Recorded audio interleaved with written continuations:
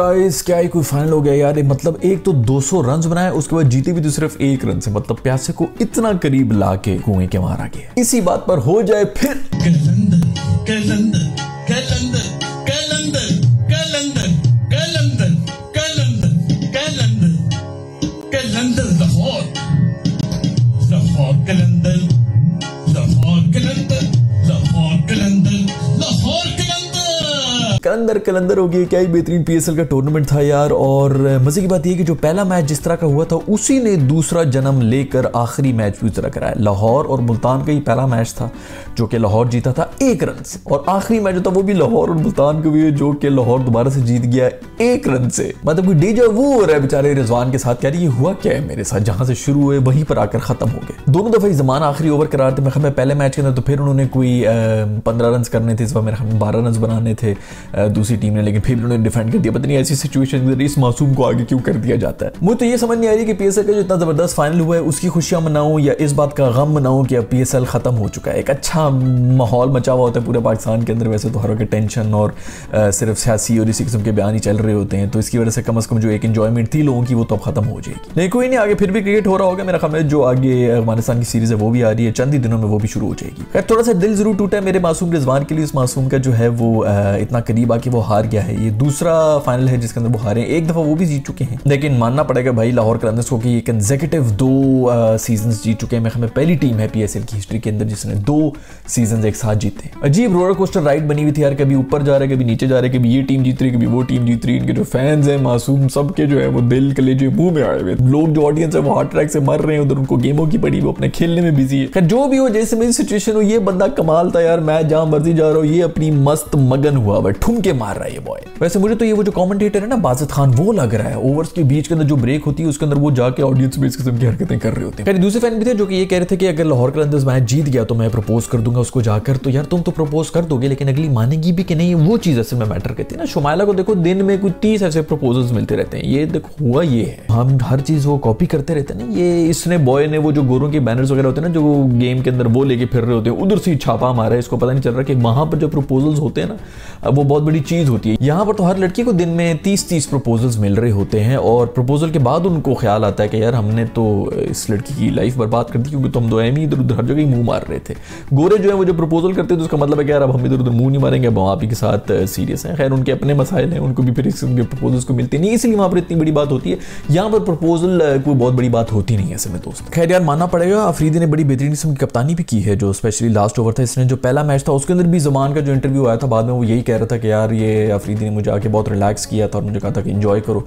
इस भी वो यही कह रहा था कि यार उसने आके बहुत रिलैक्स किया। तो ये यहाँ पर उसको फुल क्रेडिट देना चाहिए कि आखिरी बॉलर के ऊपर जाके कोई प्रेशर नहीं। हमारे पुराने ऐसे बहुत से कप्तान गुजरे हैं जिनकी अपनी भी नसें फूली हुई होती थी और वो पागल हो रहे होते थे, पैनिक हो रहे थे, आंखों से आंसू, नाक से पानी, पसीने, पता नहीं क्या कुछ निकल रहा होता था, तो वो बॉलर भी जो है वो और उसके हाथ में फूल रहे थे। तो इस चीज़ का क्रेडिट देना पड़ेगा हमारे कप्तान जो है शाहीन शाह अफरीदी को कि उसने या तो ज़मान के साथ उनकी इक्वेशन को इस तरह बनी हुई है कि वो उसके ऊपर बिल्कुल प्रेशर नहीं देते, लेकिन बहुत अच्छी कप्तानी की। खैर शाउट आउट देना चाहूँगा मैं फ़खर ज़मान को भी, जिन्होंने इस मैच के अंदर बहुत ही ज़्यादा स्ट्रगल की। वो तो जब आउट हो रहे थे उनके एलबीडब्ल्यू के लिए इन्होंने रिव्यू भी लिया था जो कि बहुत ही बुरा रिव्यू था। मैं पोलार्ड ने लिया था, लेग स्टंप से कोई 1.5 फुट बाहर बॉल गिर रही थी, फिर भी उन्होंने रिव्यू ले लिया। तो मैं ये सोचता कि भाई इसको आउट क्यों करना चाह रही हूँ, इतना स्ट्रगल कर रही है तो बेहतर है अगर वो आउट ना होता तो लाहौर कलंदर्स के स्कोर वगैरह ना होते, क्योंकि मेरे ख्याल में फाइनल में आके फ़खर ज़मान जो है वो अक्सर औकात पैनिक कर जाते हैं। तो बड़े मैचेस के अंदर पता नहीं क्या वो जो एक चैंपियंस ट्रॉफी थी, मैं अक्सर कहता हूँ कि उसके अंदर कुछ लोगों ने परफॉर्म कर दिया था और वो हमारे गले में फंसी हुई हड्डी की तरह, लेकिन बड़ी डिसअपॉइंटिंग किस्म की इनिंग्स खेली थी फ़खर भाई ने। खैर इस पीएसएल में सबसे ज़्यादा रन बनाए गए हैं, उसके अंदर बड़ी हैरत की बात है कि टॉप के ऊपर जो आए हैं उनमें से एक हैं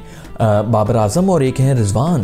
ये दोनों तो यार हमें तो ये बिल्कुल एवरेज किस्म के प्लेयर लगते हैं, हमारे तो म्यार के ऊपर ही पूरी नहीं करते थे। हम तो इनके अंदर से इतने कीड़े निकाल रहे होते थे कि ये किस किस्म की घटिया बैटिंग हो रही है। लेकिन अनफॉर्चुनेटली ये दोनों जो है वो टॉप के ऊपर आए हैं इस पीएसएल के ऊपर। ये मेरे लिए बहुत शॉकिंग न्यूज़ थी। उधर भज्जी का भी एक बयान आ गया जिसके अंदर वो ये कह रहे हैं कि बाबर आजम जो है वो टेस्ट का प्लेयर तो फिर भी हो सकता है, ओडीआई और T20 का बिल्कुल नहीं। तो मैं उसको बिल्कुल भी इस चीज़ के ऊपर ब्लेम नहीं करूँगी, क्योंकि हमारे अपने लेजेंड जो है वो इसी किस्म की बकवास करने में बिजी हैं। तो बाहर के लोग तो ये बात करेंगे ना, उसको हिसाबी तौर पर मेंटली जो है वो डैमेज करने की कोशिश तो करेंगे, क्योंकि हमारे अपने लोग ये सब हरकतें कर रहे होते हैं। वैसे भज्जी के रिकॉर्ड के लिए उनको बता दूं कि जो रिकॉर्ड्स और जो उनके स्टैट्स हैं ओडीआई के अंदर और T20 के अंदर उतने तो अभी तक उनके टेस्ट बने भी नहीं है। बट ठीक है जी, उनका अपना ओपिनियन है, बहुत अच्छी ओपिनियन है। वो हमारे लोगों के जो ओपिनियन है बेसिकली वो बाहर निकल के आ रहे हैं। सो मैं खराज तहसीन पेश करना चाहूँगा अपने लेजेंड लेजेंड्स को जिन्होंने बहुत ही इज्जत बनवाई है हमारे प्लेयर्स की। खैर वही छोड़ो सब चीज़ें, जो सबसे बड़ा मैन ऑफ द मैच था वो तो मेरा शाहीन अफरीदी था। मतलब 1992 की जो वसीम अकरम की एक इनिंग्स थी जो उसने फाइनल के अंदर खेल ली थी, कभी बॉलिंग कर रहा है, बैटिंग के अंदर भी वही मैन ऑफ द मैच था, एग्जैक्टली वही याद करा दिया। और फिर सुसर से कंपटीशन के चक्कर में देखो ना,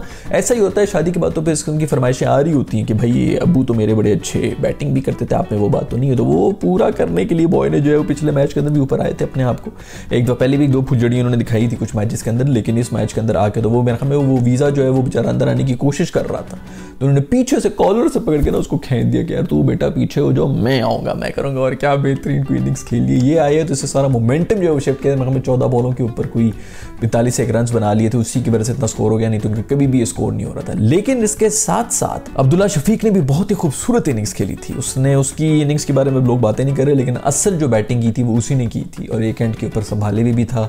और मेरा ख्याल में ये बहुत ही बेहतरीन फाइंड है। मुझे नहीं पता कि T20 के अंदर भी इतना अच्छा साबित हो सकता है, लेकिन ये बहुत ही खुशाइन बात है कि अब्दुल्ला शफीक भी बेहतरीन फॉर्म के अंदर मौजूद है। खैर अफरीदी ने जो बैटिंग के अंदर जौहर दिखाए थे, उसके बाद जो अपना पहला स्पेल था उसके अंदर वो वापस भी गए। वो कहते हैं ना कि जो खाता है तो लगाता भी है, ये बेचारे जो हैं इन्होंने ये लगाया है और उसके बाद फिर खाया भी है। लेकिन जो भी ये जो पहला ओवर था उसके अंदर अगर आप लोग दोबारा देखें उस ओवर को, तो 2 दफ़ा रिजवान बचा था उसके अंदर, बहुत ही लकी शॉट्स थी उसकी, जिसके ऊपर चौके भी लग गए थे जो उन्होंने दोनों हाथों से तस्लीम कर ली।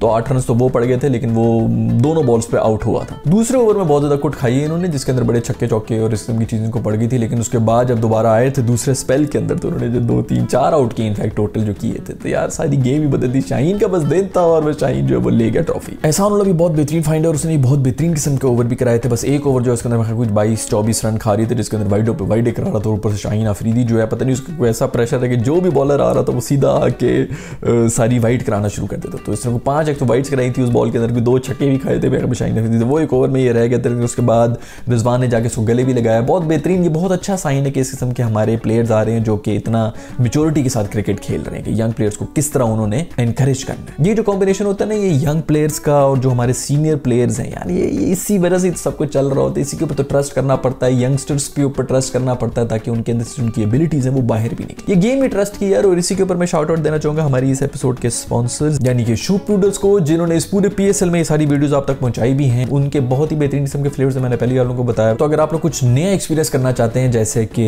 पास्ता लाइक एक्सपीरियंस करना चाहते हैं अपनी नूडल्स के ऊपर, देखो यार इतनी जल्दी जल्दी टाइम जो है वो इसी तरह गुजर रहा होता है ना कि जल्दी जल्दी अपने खाने बनाने होते हैं। स्पेशली अगर आप स्टूडेंट हैं तो फिर तो आपको पता है कि किस किस्म की मुश्किलात होती हैं खाने बनाने के अंदर। तो ये बड़ी बेहतरीन किस्म के 6 फ्लेवर्स हैं। हफ्ते के 6 दिन आप इनको ट्राई कर सकते हैं, 7वें दिन आप जो मर्जी खा लें। जो सॉस वाले फ्लेवर्स मैंने पहले ही बताया था कि नूडल्स बनाने के बाद उसको डालना है। यार तुम लोग ने ना पुराने वाले तरीकों के अंदर ही बैठे हुए कि सॉस भी जो है वो गर्म उबलते हुए नूडल्स के ऊपर फेंक देते हो, फिर कहते हो कि वो मजा नहीं आ रहा। मजा नहीं आएगा दोस्त इस तरह। फिर दराज स्टोर के ऊपर भी आप लोग इनको ऑर्डर प्लेस कर सकते हैं ऑनलाइन, और मैंने नीचे डिस्क्रिप्शन के अंदर उनका लिंक भी दिया हुआ है, तो आप वहां से ऑर्डर करें और ट्राई करें सारे फ्लेवर्स, और फिर मुझे बताएंगे कैसा एक्सपीरियंस रहा। Coming back to the episode, Ehsan को वाकई बड़ा जबरदस्त तरीके से डील भी किया हमारे सीनियर प्लेयर्स ने, और इसीलिए वो बना है प्लेयर ऑफ द टूर्नामेंट भी। और मेरा ख्याल में वाकई बहुत ही इंपैक्टफुल बॉलिंग थी। आज भी इसने जो पहले 2 ओवर कराए थे बहुत ही इंपैक्टफुल थे। 1-1, 2-2 रन दे रहा होता है, पेस के ऊपर 150 के ऊपर बॉल करा रहा होता है, और सीधा पसलियों के अंदर बॉल आ रही होती है। मजा आ गया फास्ट बॉलिंग देखने का जो कि इसने कराई है। लेकिन कहीं ना कहीं मुझे लगता है कि थोड़ा सा प्रेशर सिचुएशन के अंदर आके मतलब थोड़ा कॉन्फिडेंस की कमी है, और वो होता है जब आप इस लेवल के ऊपर आके खेल रहे हो तो आपको कॉन्फिडेंस की जरूरत होती है। मैनेजमेंट को इसके ऊपर काम करना पड़ेगा। धानी पहला मैच खेल की, उसके बाद इंजर्ड हो गया था, और उसके बाद उन्होंने जो है वो पूरी तरह से संभाल लिया था मुल्तान की बॉलिंग लाइनअप को। और दूसरी तरफ अब्बास अफरीदी भी जो है, जो कि हाईएस्ट विकेट टेकर भी थे इस सीरीज की, वो भी बड़ी बेहतरीन फाइंड है। मैं हमें भतीजे हैं उमर गुल के वो, और लेकिन आई would rate Ehsan Ullah much higher than him. दूसरी तरफ बेस्ट कीपर का अवार्ड जो है वो रिजवान को मिला, और बेस्ट बैटर का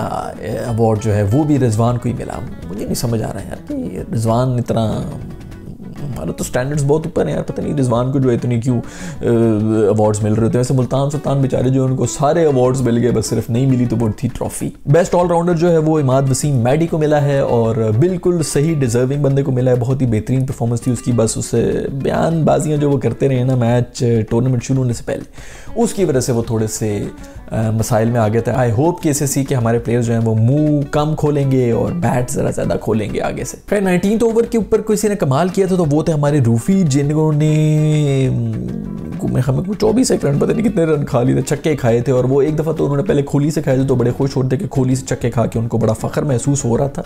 इस दफ़ा उन्होंने मज़ीद उसको टॉप करते हुए टेल अंडर और बॉलर्स जो थे उनसे भी छक्के खा लिए। तो वो मेरे हमें अभी भी खोली के हिसार में ही बैठे हुए हैं जिसके अंदर उनको छक्के खा के मज़ा आता है। खैर उनका नर्वस ब्रेक डाउन होने वाला था, तो शुक्र करें कि 1 रन से जीत गए, नहीं तो उस बंदे ने आज कुछ कर जाना था। वैसे सब लोगों के बारे में बात हो रही है, लेकिन मेरे ख्याल में जो सबसे बड़ा इम्पैक्ट प्लेयर था और जो सबसे बड़ी टर्निंग पॉइंट था वो राशिद खान की बॉलिंग थी, जो कि लाहौर के अंदर हो रही थी। मैंने बहुत पहले भी किसी वीडियो में कहा था जब राशिद खान वापस आएगा तो इससे ज़्यादा बेहतरीन बॉलिंग लाइनअप कोई नहीं होगा, और वही हुआ। क्या खूबसूरत यार, उसने आज भी जो आउट किए हैं बहुत ही क्रूशल टाइम के ऊपर रिजवान को आउट किया और फिर रूसो को भी आउट किया, और ये दोनों वही विकेट्स थी जिनकी वजह से मैच टर्न हुआ है। वरना अगर रूसो खड़ा रहता तो ये 17-18 ओवर के अंदर चेज हो रहा था 200 का स्कोर भी। मुर्शिद वीजा जो है यार, उसने भी बहुत बेहतरीन कैच पकड़ा था बाउंड्री के ऊपर, और क्या वैसे बड़ा बेहतरीन मैच हुआ यार। मेरा ख्याल में इससे बेहतर फाइनल मैंने अभी तक देखा नहीं है PSL की हिस्ट्री का। ये एक नई मीम भी जो है वो भी उभर के आ रही है, जिसके अंदर पाकिस्तानी जो फैन है इनके इसी किस्म के एक्सप्रेशन जो कि वायरल होते रहेंगे, तो ये नया भी हमें मिल चुका है। खैर आज की वीडियो में इतना ही। मुझे उम्मीद है कि आपको ये वीडियो जरूर पसंद आई होगी। मैं दोबारा से आपको रिमाइंड करा दूं कि ये जो क्रिक कॉमेडी की सीरीज थी PSL के अंदर वो शुभ नूडल्स की तरफ से स्पॉन्सर्ड थी, और उनका मैंने दराज का जो